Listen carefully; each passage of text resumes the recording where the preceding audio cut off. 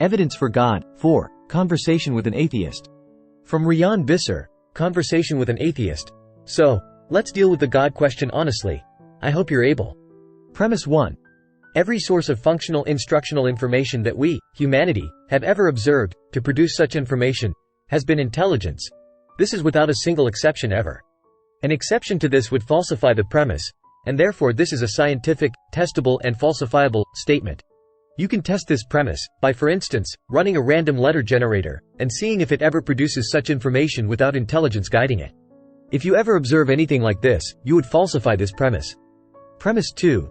In nature, life only comes from existing life, as cells only come from existing cells. Again, a universal falsifiable statement that is in fact from cell theory. This also has been confirmed repeatedly through countless direct observations, without any exceptions. Again, completely testable, as it has been tested by Pasteur, and by ever desperate abiogenesis researchers. If the converse is ever observed, this premise would be falsified. Premise 3. Life is not past eternal, and therefore requires a sufficient cause. Logical conclusion. The sufficient cause of life from non-life, as well as the functional instructional information required for life to exist, is most likely an intelligence that transcends nature. So let's be very clear.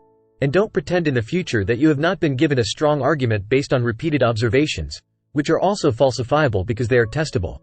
What do you have for thinking, no God, is even an option? Nothing. Only your go-to response that God isn't observable, testable or repeatable, while ignoring the fact that none of your evolutionary claims are either. The only difference being that we, theists, have actual falsifiability behind our statements, or statements that are based on repeated observations, and they are open to being tested and conclusively proven as false. Atheism has nothing but a desperate plea to abandon all logic and reason, in order to continue to pretend that there is no God.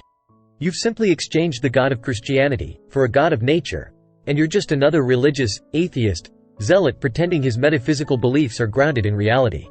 I suggest you pick a deity who actually explains what we observe and experience. Objective morality, reason, truth, logic, math, intelligence. None of these are explainable without an intelligent God. Conclusion.